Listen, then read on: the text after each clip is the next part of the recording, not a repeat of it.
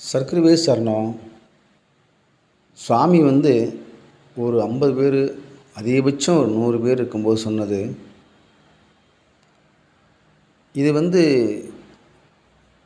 சேத்திரம்டா சாமி, இது கோயில்டா சாமி, இங்கே கூட்டம் கூட்டமாக மக்கள் வருவாங்க சாமி அப்படின்னு சொன்னாங்க. அப்போவே பக்தர்களிடம் சாமி சொன்ன வார்த்தை. சாமி சொன்னது நடந்துட்டுருக்கு, ஒன்று ஒன்றா நடந்துட்டுருக்கு. கூட்டம் கூட்டமாக வருவாங்கன்னா உண்மை எங்கே இருக்குதோ அங்கே தான் கூட்டம் வரும். பகவான் மிகவும் உண்மையானவர். மக்களுக்காகவே இந்த பூமியில் எல்லா மக்களுக்கும் அவங்களுடைய பாவ புண்ணியத்தெல்லாம் சரி பண்ண கணக்கு பண்ணுறதுக்கு வந்தவர் கணக்கு மட்டியார். அதனால் எல்லா மக்களுக்கும் ஏதாவது ஒரு தேவை இந்த உலகத்தில் எப்பெல்லாம் இருக்குதோ அது வரைக்கும் இந்த கூட்டம் இங்கே வந்துட்டு தான் இருக்கும். இந்த உலகத்தில் ஏதோ ஒன்று தேவை இருந்துக்கிட்டே தான் இருக்கும். அதனால் இங்கே பகவான் சத்குரு பகவானை தேடி கூட்டம் வந்துட்டு தான் இருக்கும். ஏன்னா இந்த உலகத்தில் கேட்ட வரத்தை கொடுக்குறவர், கண்ணீரை துடைக்கிறவர் கணக்கும்பட்டி பகவான். அதில் துளியும் மாற்றம் கிடையாது. ஏன்னா சாமி அந்த மாதிரி எல்லாத்துக்கும் அவ்வளோ வரங்களை அள்ளி கொடுத்தவர்.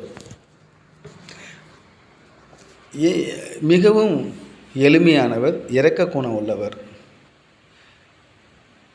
சாமி நேரில் இருக்கும்போது வேணால் கோபமாக அப்படி திட்டுற மாதிரி நடிப்பாங்களே தவிர அவங்களுடைய உண்மையான திட்டுதல், உண்மையாக அடிக்கிறதெல்லாம் இருக்காது.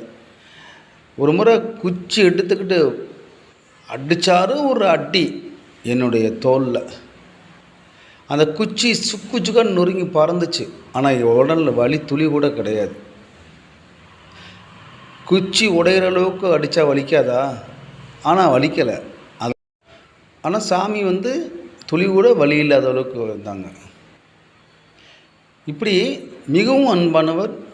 நான் மிகவும் கண்டிப்பானவன் அப்படிங்கிறத காட்டுவாங்களே தவிர, ஆனால் உள்ளுக்குள்ளே நம்ம குழந்த, நம்ம பிள்ளை அப்படிங்கிற ஒரு அரவணைப்பு இருக்கும். இந்த உலகத்தில் உள்ள எல்லா மக்களின் மேலேயும் அரவணைப்பு இருக்கும். ஒரே கடவுள்.